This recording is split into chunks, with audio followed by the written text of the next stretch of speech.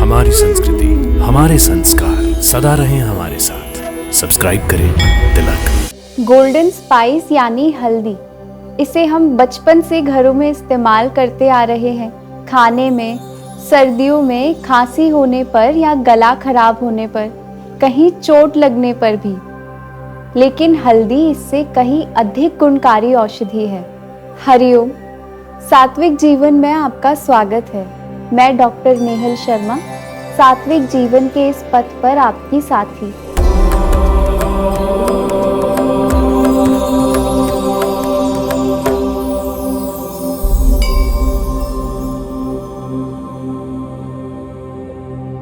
हल्दी का साइंटिफिक या लैटिन नेम है कर्क्यूमा लॉन्गा। हल्दी को संस्कृत में हरिद्रा, कंचनी, क्योंकि ये त्वचा को सुनहरा या गोल्डन चमक देती है।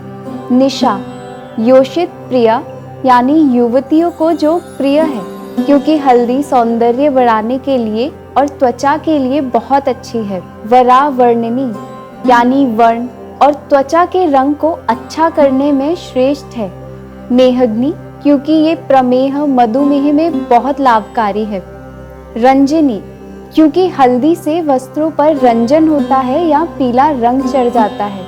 और विषग्नि कहा जाता है, यानी एंटीटॉक्सिक या डिटॉक्सिफाई करने वाली औषधि। हल्दी के इतने सारे नामों से ही पता चल जाता है कि इसके कार्य क्या हैं और कितनी गुणकारी ये औषधि है।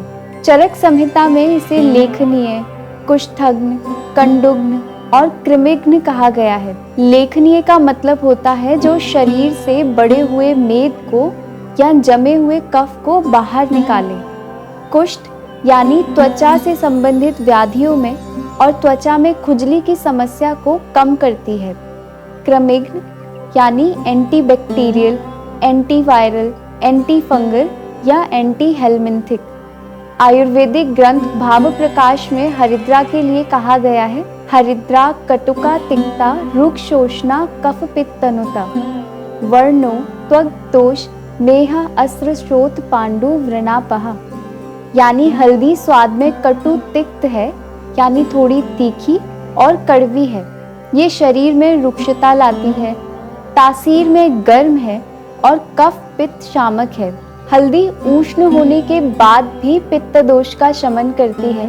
ऐसा इसलिए क्योंकि इसका एक गुण है पित्त रेचन, यानी बढ़े हुए पित्त को ये शरीर से बाहर निकालती है।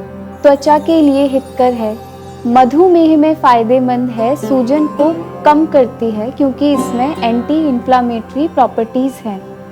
यदि कहीं चोट लग जाए, कहीं घाव है, तो उसे भरने में भी, जल्दी ठीक करने में हल्दी बहुत कारगर है। साथ ही हल्दी विशोधिनी यानी नेचुरल डिटॉक्सिफायर है। पीनस नाशिनी यानी एलर्जिक राइनाइटिस या साइनोसाइटिस में बहुत फायदेमंद है। वात अस्त्रनुत यानी गाउट या बढ़े हुए यूरिक एसिड में लाभदायक है। रोजाना भी हल्दी का प्रयोग भोजन में किया जा सकता है। भोजन पकाते समय या फेस स्क्रब करने के लिए एक चुटकी के बराबर हल्दी बेसन या मूंग, मसूर और त्रिफला के पाउडर में मिला सकते हैं। जूस स्मूदीज में भी 1 से 2 पिंच हल्दी डाल सकते हैं। गोल्डन मिल्क यानी दूध में हल्दी डालकर सर्दियों में सोर थ्रोट में और खांसी ठीक करने के लिए उपयोग ला सकते हैं। इसके एंटी इन्फ्लामेटरी गुण के कारण गुड़ के साथ थोड़ा घी और थोड़ी हल्दी मिलाकर इसकी छोटी छोटी गोलियां बनाकर इन्हें कफ लॉजेंजेस की तरह खांसी में और सोर थ्रोट में उपयोग कर सकते हैं। हल्दी कृमिघ्न है, इसे धूमपान यानी हर्बल मेडिकेटेड स्मोकिंग में और फ्यूमिगेशन में इस्तेमाल किया जाता है।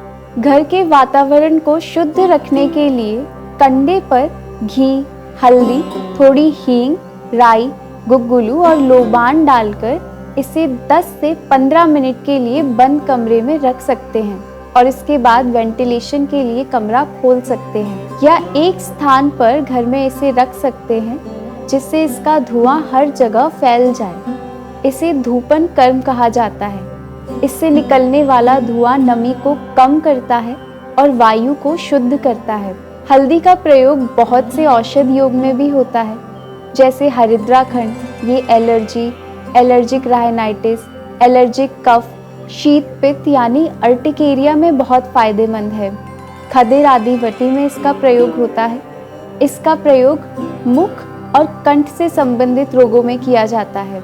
हल्दी का प्रयोग हम रोज 2 ग्राम तक कर सकते हैं, लेकिन इससे अधिक नहीं, क्योंकि ये उष्ण है और रुक्षता भी लाता है। इसकी रुक्षता और उष्णता को कम करने के लिए ही दूध के साथ या घी के साथ इसका प्रयोग करते हैं। स्वस्थ रहिए, प्रसन्न रहिए। आत्मा और परमात्मा के मिलन की इस सात्विक जीवन यात्रा में हमारे साथ बने रहिए। दिव्य शक्ति की कृपा हम सब पर बनी रहे। मैं और मेरा सात्विक जीवन का परिवार फिर से योग और स्वास्थ्य से जुड़ी कुछ नई जानकारियों के साथ आपसे जल्द ही मिलेंगे। तब तक के लिए हमारे इस वीडियो को लाइक और शेयर करें और हमारे इस चैनल को सब्सक्राइब करें। हरि ओम तत्सत।